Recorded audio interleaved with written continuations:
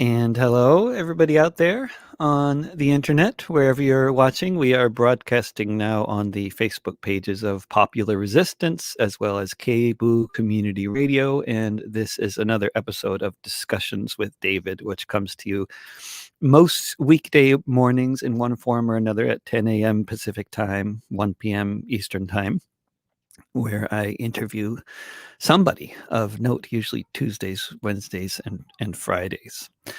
And just a couple of things to mention before we move on with talking about other things, which is for one thing here in Portland, Oregon. If anybody is in the Portland area, the Red House at 4406 Mississippi, North Mississippi, is very much a hotbed of activity right now. And police just arrested 7 people there yesterday, and there's an ongoing struggle to prevent the family who's been living there for 6 decades or so from being evicted. So if you have a chance and you're in the Portland area, go to the Red House at 4406 North Mississippi. And if you want to find out more, just search for the Red House in Portland, and you'll come up with lots of stuff online, including on Twitter. And they have their own Twitter account, and where you can take it from the horse's mouth as far as what the family living there is looking for in terms of solidarity. And you can also go to artistsforrentcontrol.org and join my text list. And that's another way you can find out about these things. And Portland Tenants Union also has a eviction defense hotline that they've been working on getting organized as well, which is going to become especially relevant, I suspect, in the next few weeks. And I also wanted to mention that I just heard a couple days late about the death of longtime activist Soren Ambrose in Kenya, who, along with many other folks viewing, I've known for 20 years or so. And he was on the board of the Global Justice Ecology Project and a longtime organizer around debt relief and against the IMF, and is survived by his wife Njoke there in Kenya. And apparently he had COVID-19 as well as cancer from years back. Okay, there's moving on to the actual content of the show today. We're talking with Bob Weick, who spent much of the past 20 years traveling around the U.S. Performing a solo one-person play written by none other than the great historian Howard Zinn, called Marx in Soho.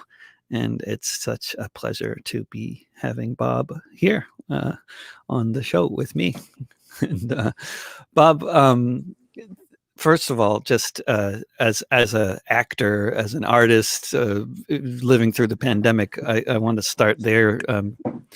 How's it been attempting to be an actor during the pandemic? What have you been doing for the past 9 months? I mean, there's been, I think, one statistic that's out recently is 65% of artists in the U.S. are fully unemployed, and 95% have lost income. I don't know. Right. What's your situation? Well, yes, it's. I'm based in Philadelphia, and it's not unlike all the other communities in the country, all the other theater communities. We've been shut down since March. There has been various mutual aid efforts and to help support artists, and artists are creating various other forms of content and trying to bring in the income. But it's hard. Most people have struggled, and it's a very difficult time to survive as an artist, and most people are looking for other work. I'm fortunate in that I've also been shoeing horses for most of my life, and I still do some of that part-time, so I've been able to supplement my income with that, and with various Zoom stage readings, pick up a little bit as an artist. But it's been a strange time. Yeah, shoeing horses. It sounds like it should be some kind of an expression, but you're literally you're literally shoeing horses. There's a few I'd like to shoo away.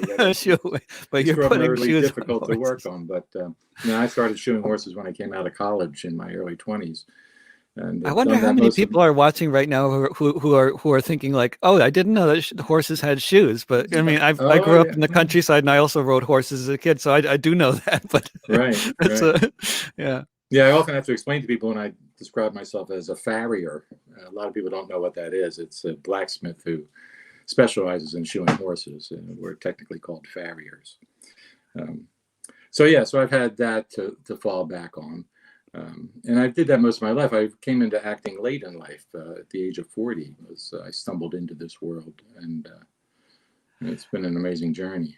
And your stumbling into acting was it directly related to the one man play that you've been taking around the country, or No, did it happen before that? no, it was before that. I guess I started around 1999, and I started to do this play in 2004. And the play was actually written on request. I didn't realize until this morning, but that was it wasn't just that Zinn thought it was a good idea to write a play. It was actually people were asking him, "Would you write a play that we can then take on the road?" And you were involved with that? No, I wasn't a part of the beginning of the development of this piece. Although I it's see. also interesting to note that originally it was a multi-character piece, Mm. with Bakunin and his wife and daughters and Pieper and Engels, all making various appearances, a big production. But Howard, as he was, I learned this from him later, as he was developing the piece, he found it to be less than gratifying. And it was actually his wife, Rosalind, who convinced him to change the conceit of the play and have it be that Marx comes back alone, back to our present day situation, turn it into a one-man show and give him an opportunity not only to show what his life was like, but to comment on everything that's happened since his death, which really brought a certain presence and immediacy and relevance to the work. So it was a wise decision on his part to follow his wife's advice. Yeah. And I mean, I imagine also the logistics of touring as a solo play is much more realistic in the sort of lean times for being an independent artist. I mean, did that factor into things at all, or I'm curious about that aspect of it? Because like touring with an entire theater company would be an entirely different matter than touring as a solo performer. Yeah. Right, and especially with a play like this that requires very little technical support. I don't need fancy lighting or fancy set designs. I can perform this play and have performed it in all sorts of venues and all sorts of places, from coffee shops to giant auditoriums to classrooms to office buildings to, outdoors. And the play can work. All I really need is a couple of books and a bottle of beer, and I'm ready to go, and an audience. That's all I need. And so it was easy to sell and market because in terms of taking this play on the road, in the original performances were as part of the Philadelphia Fringe Festival, and I performed there. And then I was having educators come up to me after the show and say, this play is informative, yes, and educational, but it's very entertaining. And, I have to teach some aspect of Marxist philosophy next semester. Would you consider bringing the play to campus? And so I checked with Howard, and he loved our production, and he encouraged it, and in a way commissioned us to, when I say us, I mean Iron Age Theater and my good friend and director, John Doyle. Because like if we just take a moment, like people don't realize that even for a one person touring thing, I mean it's actually a multiple people are involved, right? And you had a Yeah. director that you worked with, and can you talk And, about a and, little and bit of what's the role of the Iron Age company? Because I mean people just see the one person on stage and they right. figure that's the operation, but it's actually like as a performer, we both know like this is it's actually a lot of people involved, right? Right. It takes a team of people to put a one-man show up. Yes, Iron Age Theater is a social justice-oriented theater based in the Philadelphia area that I had previously worked with in other productions. And when this script was handed to me, as you may, well, I should make clear, I was sort of a beginning actor at this point in the early 2000s, and an audience member who later I would describe as a good friend that came up to me and handed me a copy of this script, Marx and Soho, and said, "This would be a great role for you." And at the time, I kind of knew who Howard Zinn was, but I knew next to nothing about Marx. I knew he was bad. I knew he was a bad guy, but I didn't know a whole lot more. Um, and then, this was in '99, I would say. Then in 2000, and I put that script away because it was a one-man show, and I was a relative novice actor, and I was like, oh no, I just put that book down on the shelf. But then the 2000 election happened, and then 9/11 happened, and then suddenly this rush to war with Iraq, and I'm beginning to think, why? And I have two young daughters who are going off to college and going out into this world, and I'm thinking, why is the world such a horrible, terrible place for the masses of humanity? What is going on? And I took that script off the shelf and I read it, and I have to admit, because my political education was just beginning, that I didn't fully grasp everything, but I knew that there was something powerful and true about this play, and then I wanted to offer it as a way to encourage people to engage with these important ideas, and then to engage in a kind of dialogue to see what I could do to contribute to social change. And so the first thing I did was take it to John Doyle, who I respected as a director, who I knew also taught philosophy, who was a brilliant man in his own right. And I brought the script to him and to Iron Age Theater. And they said, yes, let's do this. He said, well, I'll direct it if you'll act in it. And I said, well, I'll act it if you'll direct it. And we were already friends then, and our friendship has blossomed over the years because of our engagement with Zinn and with this play. So John Doyle decided to direct it, and we needed a stage manager, and we brought in some technical people to help us figure out how we wanted to light it. We talked to people about how to develop the set. We brought in other actors to improv scenes to help me as an actor. There's one of the fun moments in the play is where Marx and Bakunin have this wrestling match. And a friend of mine, actor Ray Saraceni here in Philadelphia, big guy, wonderful guy, he came in to portray Bakunin. And whenever I do this scene on stage, I picture Ray with me. And other significant people in my life would fill various roles in my mind's eye as I performed this character on stage. So yes, Iron Age Theater helped me develop the piece. They maintained the website for me and have offered all the friendship and support that you really do need. Now, the great selling point of this piece was because, and you know this as often performing solo, is that you can really control your expenses if you're traveling alone. You're not bringing an entourage of people that need to be housed and fed, and airline tickets bought for. Yep.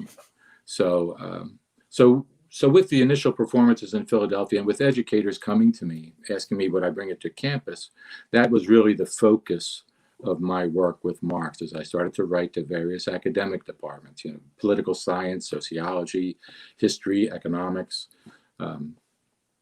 And offering the play, saying, here's my fee, give me this honorarium, and I'll cover all my expenses. So I simplified the paperwork for them. Yeah. And I can perform this anywhere. And if we have lighting and music options, that's great, because we do have all that built into the play. Various sound and light cues. If I'm in, as is often the case, if I'm in the campus theater space, then I can have the full, theatrical elements added to it. But if I'm in just makes a massive difference. I can do it in your living huh? room. I can sit at the coffee table and do it with you, and it's still effective. But is it much more effective in the theater, or you find it's much easier to really capture the audience's intention and keep them with you in the theater compared to in some place with fluorescent lights? Or, I mean, maybe you don't have to perform under fluorescence. I don't know. I've done that, though. You have, huh? Some of that depends on the audience. Mm-hmm. But I think the key is being in an intimate space with them, because that's one of the powerful things about the play, and one of the things we get as feedback is that the audience, and often they come in not interested and already a very firm opinion, either not interested, not engaged at all with the topic, have no idea who Marx is, or just have some very distorted idea of who Marx is. And as my initial being a typical American, just having a negative idea who he was, I'm often met with hostility when I come in. But over the course of the play, especially in these intimate settings, it changes, and people feel as though they've met the man, and they're often taken aback about how much they like Karl Marx and how much they find that some of his core ideas that they agree with. So the I guess venue, for people who haven't done this kind of performance, like it might not, like people might wonder, like, why would you go into doing this kind of thing in the first place? This form of popular education. But I think just to take in just a moment to just, to say the way you're describing the experience for the audience by the end of it. I mean, it's pretty obvious. Like the people can have actual, really life transforming experiences in the course of one man play. Right, that's true. I just did a stage reading on Saturday night, a live Zoom performance of a Shakespeare play, Cymbeline, and there were a few actors that I didn't know, hadn't worked with before, and as we're going through the rehearsal process, he sent me a note saying, "Oh, I need you to know that I saw you do Marx and Soho 3 years ago, and I've been a socialist ever since." Right. So these very personal, because not only do I do the play and it's live and there is no fourth wall. I break it. I talk directly to the audience. I make eye contact. I try to make a point to make eye contact with everyone at various points in the play. And then following the play, we'll have a question and answer session where I drop my character. I'm just Bob the horseshoer, the family man, the small business owner, talking about my life experience and about the ideas presented in the play. And that I think it's just as with music. A live performance has a certain vitality and immediacy that can be more effective. And also, I imagine that you're also, but depending on who in the audience it might be there, to some extent, you're also kind of an emissary for Karl Marx and an emissary for Howard Zinn, right?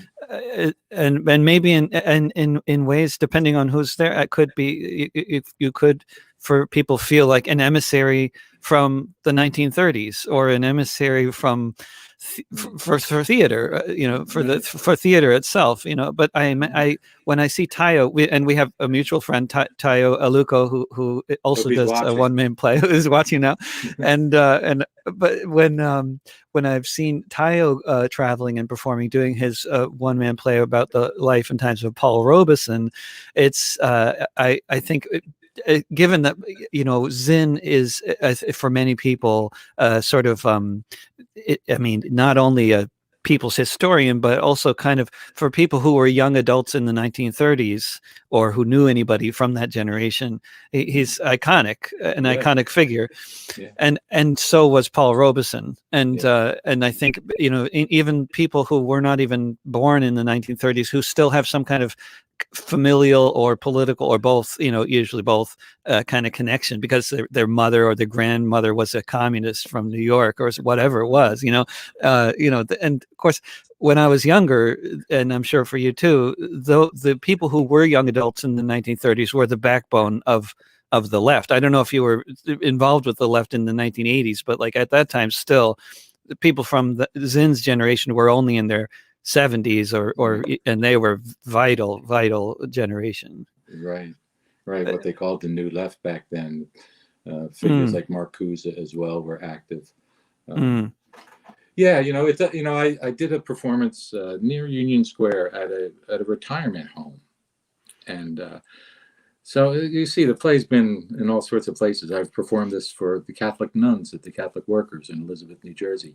But on that occasion, just to speak to your point, a woman, after the show came up and said, a very elderly woman said her husband had been elected mayor, and I forget which city it was, and how much he would have loved this play. And it was so great to hear. Yeah, so the audience, depending on the venue, is young people who are now being introduced to Zinn, or maybe had some classes that covered some of his historical work, or we're meeting him and Marx for the first time. Yeah.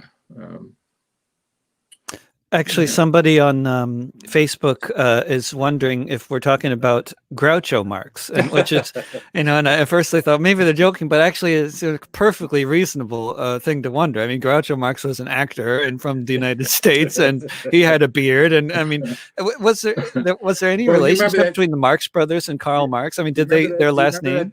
Do you remember that T-shirt? It's got the Marx Brothers and Karl, and underneath. Yeah, I it love says, that T-shirt. Of course, I'm a Marxist.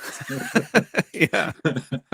Well, I don't know about the person who commented on your page, but over the years, I've sometimes been harassed and gotten hate mail, and various people want to use the Groucho Marx thing to denigrate or to try to detract, but I don't suspect that from your listener. It's quite likely just an innocent question, but you innocent never know. question. Yeah, You know. Yeah. Yeah. But when you started doing this, taking this show on the road, this was in 2004, right? Right. That was the original performance, and then that happened in the fall, right? And then I would say the spring of 2005, I started to present at the various colleges at the request of educators, and then right. So just on the business aspect of it, and I didn't have an agent, and I still don't, except for when I perform in the UK. Juniper Productions and Sonia Aronowitz handle my UK tour for me.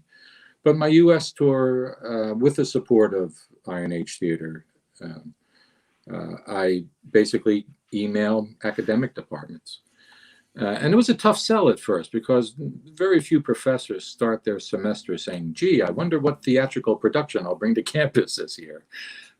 Right. But I would find that there were enough interested people, and then I was starting to develop this resume and this track record and these words of recommendation from various professors that I could include in the email. And I had my reviews from the Philadelphia newspapers about the quality of the play and the performance. And I was able to add all this to the email and say, here, I'm available for next semester if you're interested. And I would send group letters to various academic departments and whatnot. And and it grew from there. And then the wonderful thing that happened is that because the educators found it was such an asset to them in trying to teach Marx, they found that when the play came to campus and the students saw the performance, they then dug into the material with a new enthusiasm, because they were just talking to Karl Marx. So now they're reading him and feeling like they have a sense of his core ideas, which is what the play does. It presents a humanized Marx, the human being, in a very sort of accessible way, and a good basic introduction to his core concepts, which then allows students to engage with that and then do their research. So word of mouth became an important asset in helping the tour to continue and to grow.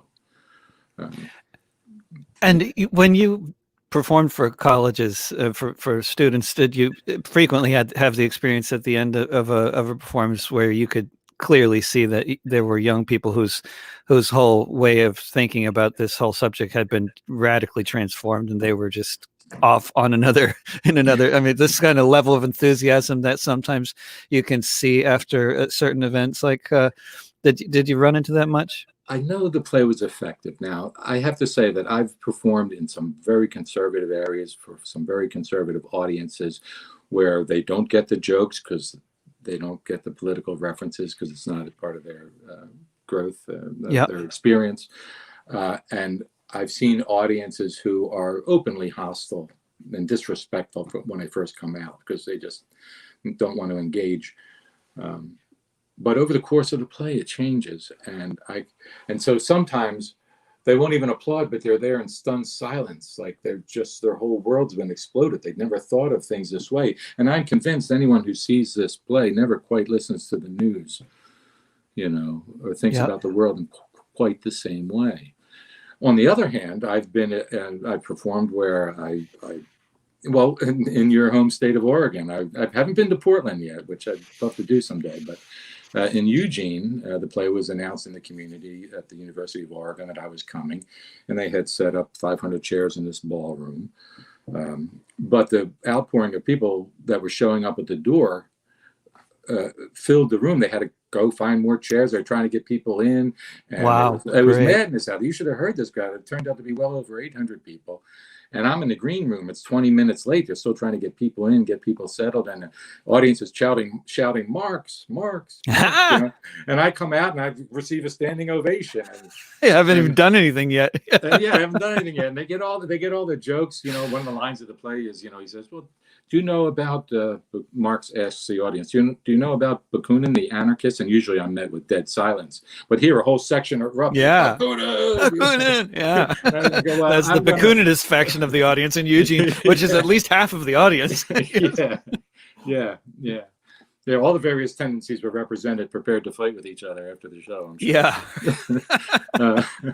Yeah. And so, you know, although I imagine by the same token, speaking of that I mean, it's a joke, of course, but actually, I imagine your performances would be one of those events that would bring together disparate factions of the left more than many other events would, because most people on the left, at least among the socialist left, certainly Marx is a revered figure, even if they disagree about a lot of people who came after Marx. Right. Yeah, he's well received, and people tend to like Zinn too. Sometimes get someone in a Q&A session afterwards who wants to get into the weeds with me, which I quickly back away from, and I usually just say the only thing leftists hate more than reactionaries are other leftists, and we've got to fix this. we have to come together somehow, some way. So. Yeah, actually, my most popular song on the internet is consistently a song called "I'm a Better Anarchist Than You," which is, which I think is a very good statement about the left. You know, the left is, that they like the song says a lot about them. I think about the ecumenical. And this is the first time you and I have had a chance to have a long conversation, but I want you to know, and your audience to know, that as I've toured around over those years, I've often heard, "Oh, it's so great to have you. David Rovix was here last week, and it's so great that you two here." And I go, "This David Rovix guy, I got to check him out sometime," you know. So you've been in the back of my mind as someone I've been interested in and curious about for a long time.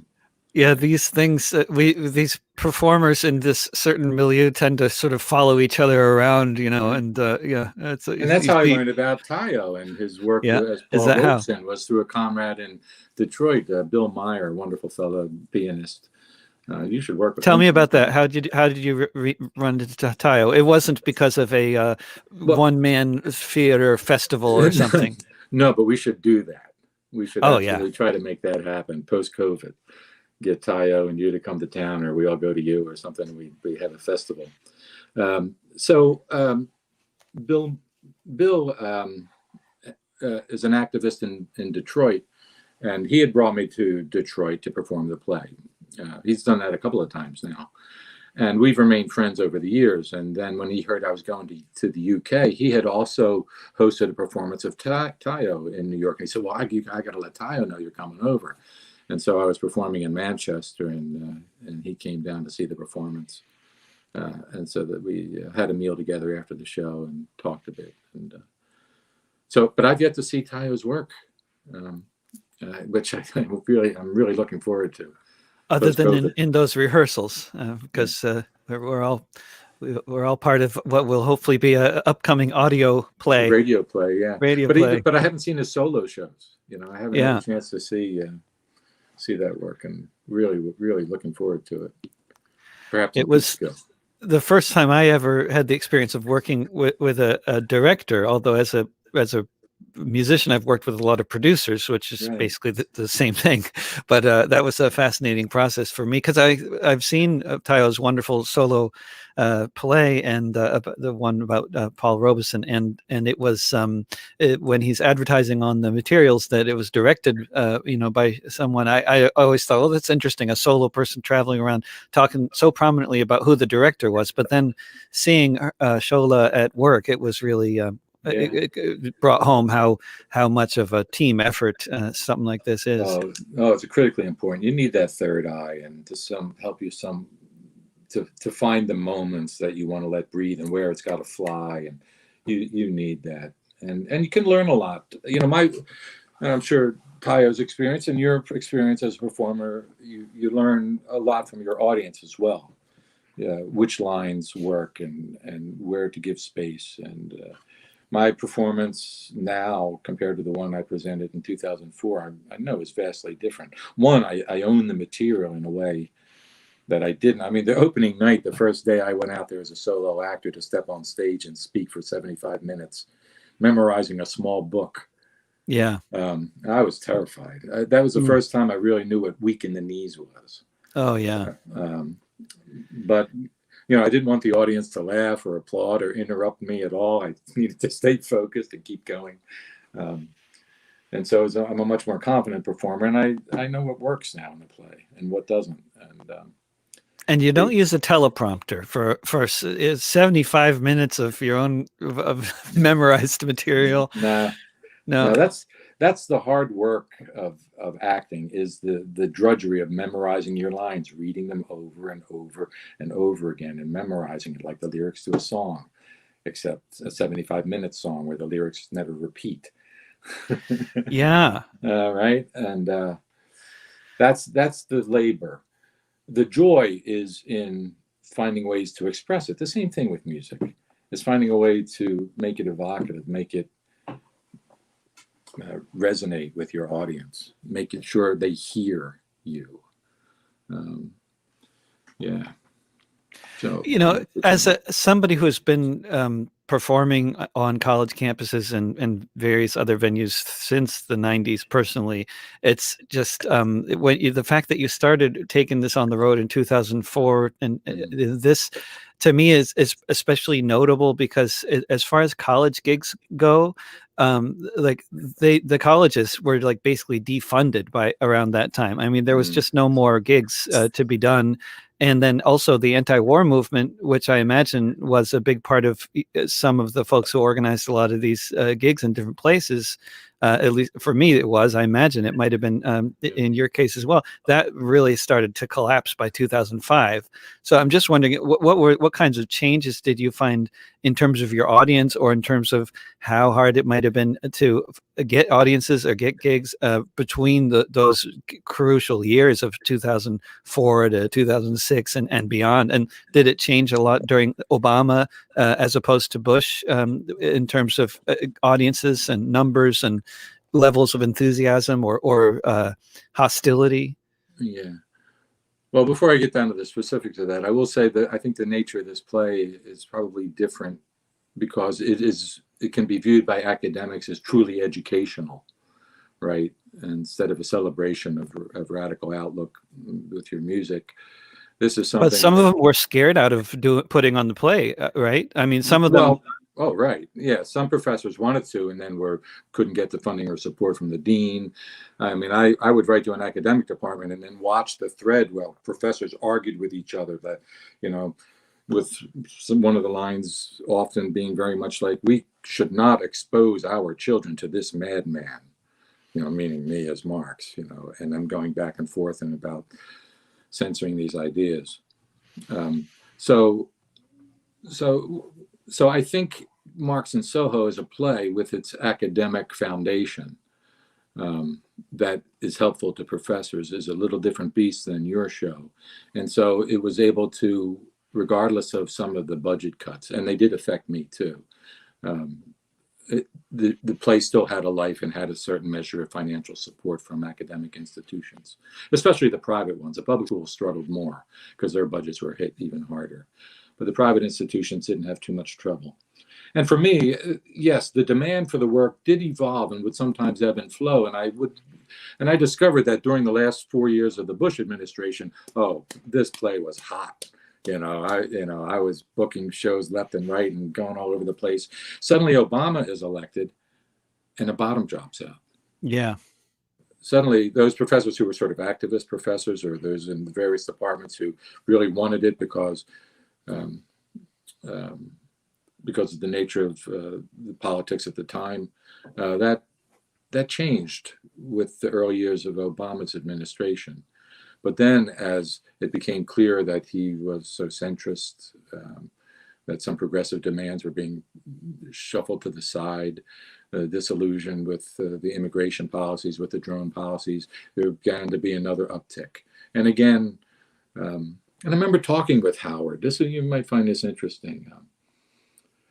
shortly after Obama's election, I was scheduled to perform at a college in Massachusetts, and there are lines in the play where Marx, rightly so, is critical of both parties. And I talked to Howard, and I said, I don't know if I should try to deliver this line a little softer, because so many of these young people work so hard to bring in hope and change, and engage with political process.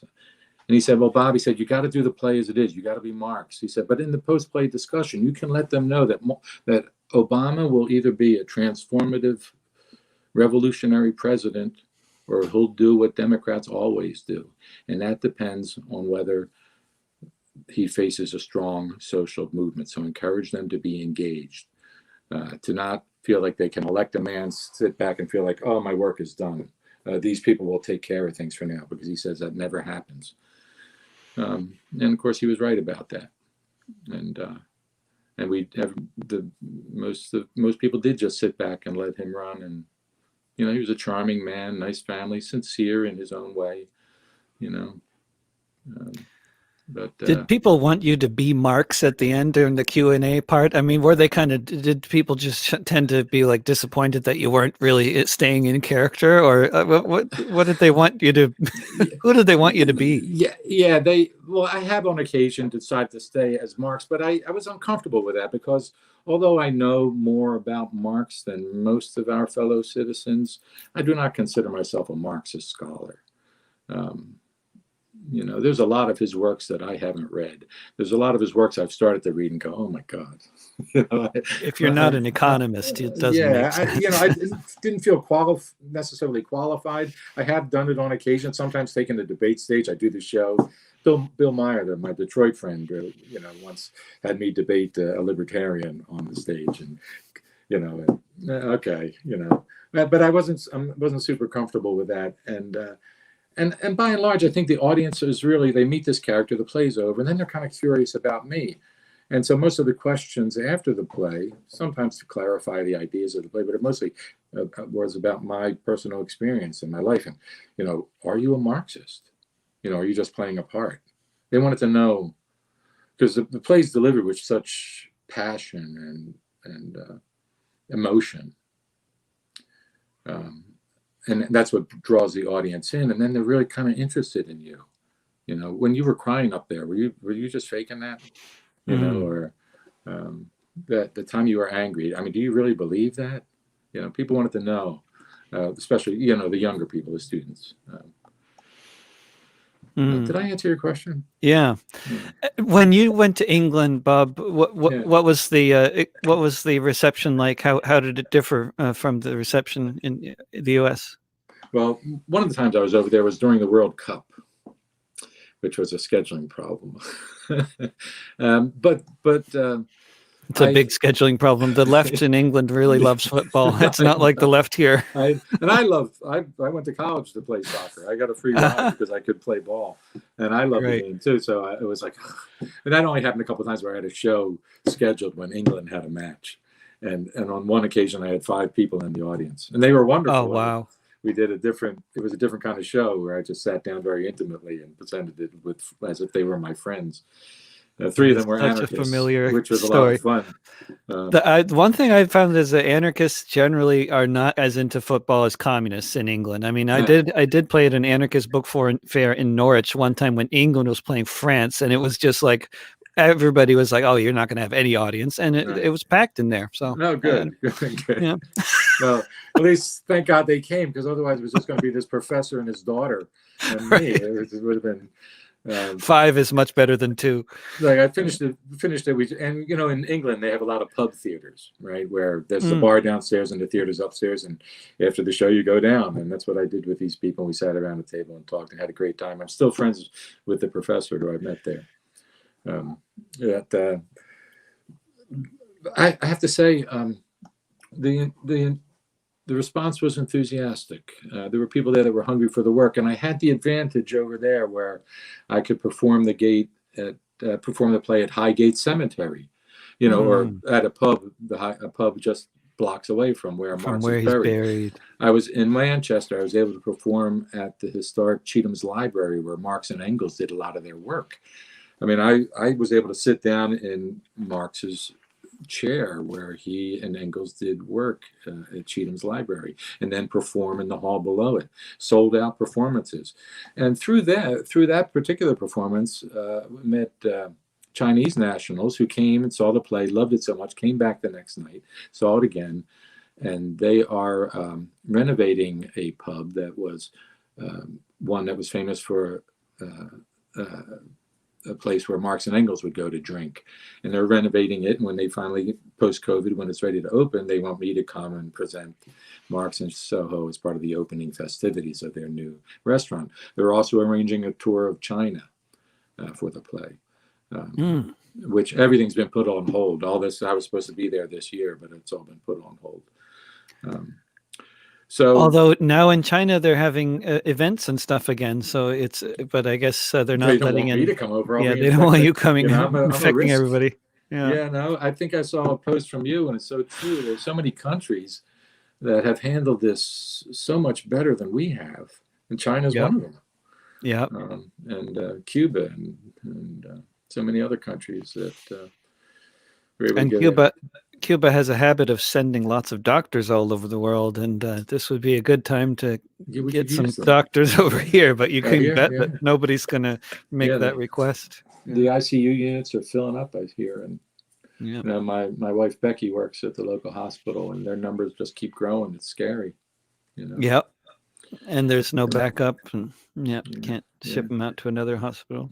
Right, Bob. When you got into theater late in life, but it was the attraction of the power of the sort of popular education that can be done through theater. Was that the main attraction, or what other things? No, you know, I was singing with the Karl group, you know, and I'd been shoeing horses, and now I'm in my mid-30s and looking for an outlet, you know, while my kids are growing up, and I just started singing with the group. And the director said, you should try musical theater sometime. And the thing that's funny about that is that the very next day there was an audition notice in the paper for a musical, Jesus Christ Superstar. Now, coming from an Irish Catholic background, I had uncles who were priests and aunts who were nuns. And I went through 12 years of Catholic education. And that musical had been condemned by the Catholic Church, which helped sell a lot of tickets. And my uncle, who was one of the radical priests at the time, gave me a copy of the album and said, anything that makes you think about your faith is good, Bob. Enjoy the music. It rocks, you know.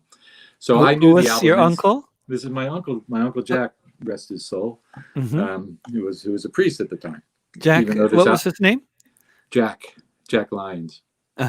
Yeah. So I knew that album inside and out when I had this bug in my ear from the Karl group director and saw this ad. I figured, well, I'll go over and read. Maybe I can be one of the drunken apostles in Jesus Christ Superstar, you know? So I went over and sang for them, and they called me back for a callback, and they end up casting me as one of the co-leads, the evil high priest Caiaphas, right? And because I was bass baritone voice. And that was the first show I was ever in. And opening night, again, I was terrified. But by the end of it, I caught the bug. And the same theater company invited me to be in their next play, where I played Linus in an all-adult cast of You're a Good Man, Charlie Brown. And then I just would go and audition, and I'd audition and I'd get cast, and I'd audition and I'd get cast, and I started to go to auditions for just straight plays, not musicals, and I'd get cast. And then I found myself working in Philadelphia professionally in a matter of just a couple of years of engagement with it. So it was a serendipitous surprise that when I was a kid growing up on the mean streets of Philadelphia playing soccer, if someone had told me then that one day you'll be an actor and a horseshoer, I would have thought they were nuts. Because you didn't grow up among horses in urban environment. No, I'm a city kid. You know, my ex-wife was the one who introduced the horses to me. She had one. We met in college and married right as we graduated. And the farrier came out to shoe her horse one day, and I was fascinated by it. So yeah, I ended up serving an apprenticeship with him and doing that. So yeah, and the acting, I'm a lucky guy.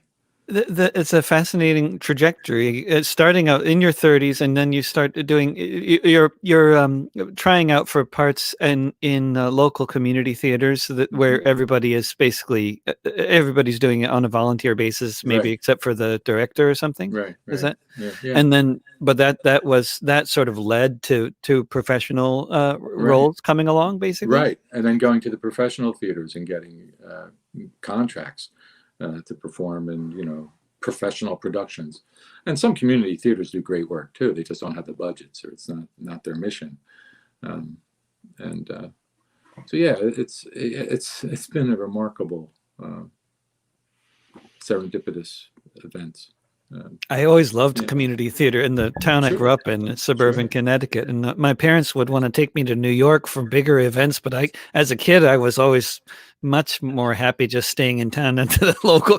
I certainly didn't appreciate any improvements, if we were in Broadway or something, Right, other than you have to drive for hours and then wait in a long line, and right, yeah, right.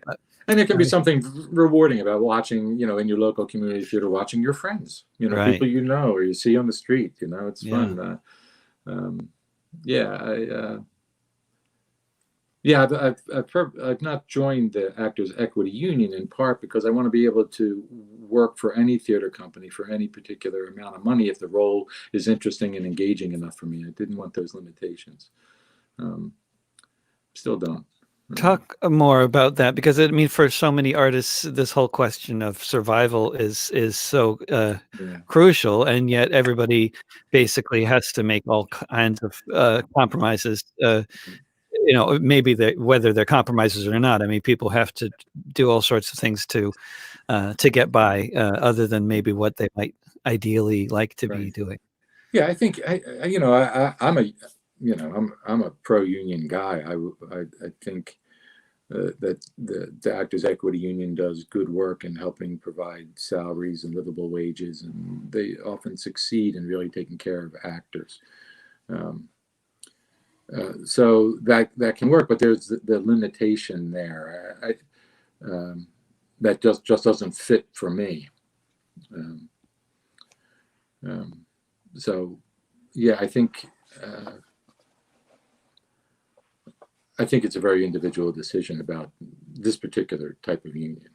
You know, yeah, Because when you're thinking about like any kind of art form, whether you're talking about acting or music or so many things, so much of the actual functioning of any of these events is dependent completely on most of the people involved being volunteers.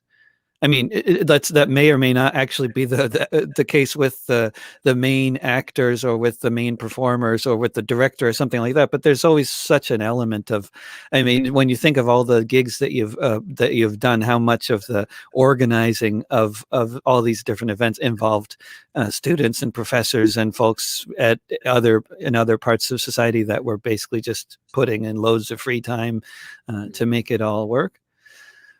I mean, it's not so much a question as just I guess the whole well, I think what you're really getting at, if I'm here where you're going, is about a lack of financial support for the arts that can exist. And so there are professional theaters in Philadelphia that will pay you, but it's a it's a it's almost a stipend. It's a non-union contract, um, and you're being paid for your time, but it's not even the minimum wage when you consider all the homework you have to do.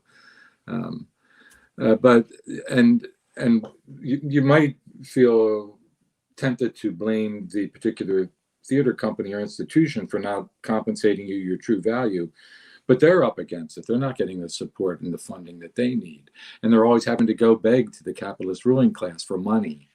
And they have to hold special benefits, and they have to do a bake sale, and they have to do whatever to try to get money to keep the lights on, to keep the arts going. So it's a much, it's a societal economic problem that we need to address. Um, and I think it's worse in this country than in others, from what I hear. right. Although government funding can sometimes uh, offer its own set of complications in terms of censoring material.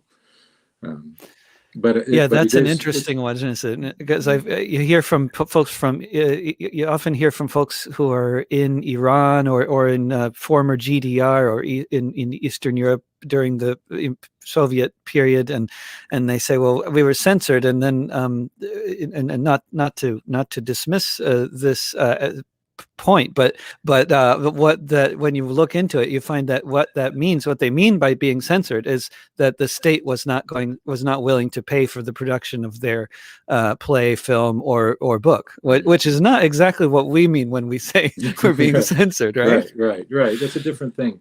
And just to bring it back, everything comes back to economics, right? Marx was right about that in a certain way. The problem, so the tickets, our theater companies are having to, file for grants and do these fundraising events to subsidize their product, because people can't afford to buy a ticket at the cost of the production. And people can't afford to do it because they're not paid well enough. They're not fairly compensated for the work they do. Where they, in a different society, buying a $50 ticket to go see a quality professional production should be doable. But for so much of our population, for so much of our society, living under this capitalist value system, that doesn't happen. We have this handful of people that can travel the globe and see whatever they want, while the masses of people are struggling. And so that's why you and I do what we do, to see if we can change that. That's why Marx is still relevant today. That's right. Along with Howard Zinn. Yeah, true enough. Bob, do you have, I know that as hard as it or impossible as it is to predict the future, do you have any you working on any new productions, or have any plans for future tours or anything like that? Or is it all just on hold? Yeah, the plans are always percolating, right? Once I have some conviction that classes will open and be normal in the fall of 2021, I'll begin to reach out to first those professors who have brought me before and let them know I'm available again for their students. And I'll promote the Marx play. I also know that, 2020, I was under contract for 4 different productions. Everything's been thrown up in the air, but I know I have summer Shakespeare to do, so I'll prepare for that. I'll just work on that. And we at Iron Age Theater have been creating various radical content that we're sharing with people. We continue to mark various holidays with a radical perspective. So the work is still there, still creating stuff, still have things to look forward to. I'll still be doing Marx. Do you think overall it's been easier, or I mean, in terms of promoting and getting the play out there? I mean, it occurs to me that although there might be a lot of people with all kinds of different ideas about who Marx was, it's a famous name, and Howard Zinn also is a fairly well known name as well. And I'm not, and so that has helped enormously. Which reminds me that wonderful song you wrote about Howard Zinn after Trump came out and, trashed him. I need to get your rights to play that song. Of course. Prior to Marx and Soho. It'd be good opening music. Yeah, it's gonna be part of, as people are trickling in. Music. I have this pre-show opening music that is of all various genres of radical music that opens the show when Marx enters. But yeah, I've got to add that to it. The books of Howard Zinn. And then when in 2013, when the former governor of Indiana, who went on to become president of Purdue University, Mitch Daniels, he also banned Zinn's books. I wrote a song about that as well. Yeah. Okay. Oh, yeah. I have to give me that one too. The banning. I gotta get to Purdue songs. I gotta get to Purdue. You definitely have to get to Purdue. Have you played in Purdue? I did right. I tried. I got in contact with some professors there as soon as that story came out. But they didn't want to lose their jobs. No, yeah. We all got to eat. I remember asking Howard when I was first asked to take this play to a college. I said, "Is it all right if I charge? If it didn't feel right to charge to do?" And he was like, "Bob, even lefties got to eat." He said, "Yeah, you charge that." I said, "Well, what do you want?" He didn't want anything. He didn't want any royalties of any kind. And he and I talked about maybe doing a film version, but we ended up feeling convinced that these intimate, in-person performances were were so effective. Because to go back to your previous question, I thought about doing a film version of Marx during these COVID years, but something gets lost on that screen, you know. So I think we're going to let things be. Howard felt The the same. way it communicates is different in the film, right? I mean, Yeah, if you yeah. even with 3 cameras and sound Yeah. effects I added. mean, people can still pause and walk away and go grab a beer and, do something else. And it's just, it's a different experience. Yep. Yeah. So I always found as a busker playing street music in the subways, it's the same kind of thing. Like it's just depending on what you do, the way people are gonna, or depending on the situation, people will respond differently. Like if they have to wait for the train anyway, then that's a whole different matter than if they're just walking by. So yeah, it's same with TV or with live right, theater. If they're in the right, theater, they're there. They're not going to be going anywhere. Whereas right. if they're flipping through the channels, then you have to catch their attention really quickly in a big And way. and you know what? My director John Doyle often made this point. He would say that the theater is this place where one of the rare places where we gather together as a community, and we need to honor that and support that still exists, because there's so much content and so much entertainment that you don't never have to leave your home. You can have your food delivered, all your shopping done. You can just be an Amazon guy and just stay home. You don't have to engage with anyone. But if you want to see a play, you need to go in the theater and sit next to people and share that experience. And I think we should do all we can as musicians and as actors to keep that communal aspect of the art alive. Is it? Do you find yourself worrying during the pandemic that things are just going to go more and more in this digital direction, or do you feel like people will just be like raring to get out and do stuff as soon as they can? Well, I know all the actors are, and the musicians and the designers and the technical people are ready to get back. I think when it feels safe, I think there's going to be a joyous return to it. I do. I think people are hungry for it. Maybe I'm projecting my own hunger on people, but I'm optimistic about it. And I've been recently engaging with a book written by Valerie Kerr, and it's the basic is about the concept of revolutionary love, and this might be an interesting thing to leave you with. Is that these times which seem so dark, and so insecure, that this darkness could be a tomb or a womb, is the way she puts it, and that we're going to come out of this, and that we are at as many people have said elsewhere, we feel like we're at a crossroads in history, and we have choices to make, and we can move towards a more just and equitable and free society, away from the madness that we've been living for the past several decades, and create a whole new society. That's the challenge, and that's the hope, and that's what I'm going to hold on to. Excellent. Very much in the Zinnian tradition. Very much a tomb or a womb. That's fantastic. Yeah. Right. Yeah. So we'll keep Bob Weick, position. thanks. Yeah, definitely good. And hope to see you on the road in the streets as soon as that's possible. Can't wait for it. And Bill Meyer says that there's a Cuban television version of Marx and Soho by Howard Zinn. Oh, Bill's there. That's my Detroit friend. Yeah. Oh, good. Yeah, that's right. I've seen that. He shared it with me. Good. Marx in El Soho. Yeah. And Marx lived in London too. Yeah. That's right. Right. Soho, London. Right. Thank you so much, Bob. Thank you, comrade. Hope to see you around. All right. So long, everyone.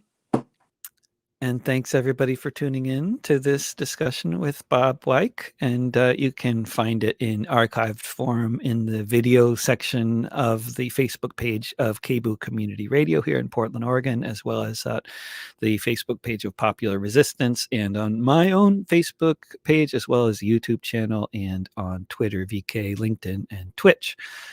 And you can also find this discussion and all my discussions archived in audio form if you look for This Week with David Rovix, wherever you get your podcasts, whether that's Spotify or Apple or Google or whatever else. And once again, if you're here in Portland, Oregon, I hope to see you sometime soon at the Red House on 4406 North Mississippi, where there is an ongoing effort by the local riot cops to evict a Black Indigenous family that has been there for several decades and should not be evicted. And I'll be back on Friday for another discussion with actually another actor, with Dave Rogers of Banner Theatre in Birmingham, England. And hope to see folks here then. And remember, don't pay the rent. Mutual aid will get us through. Trust your neighbor.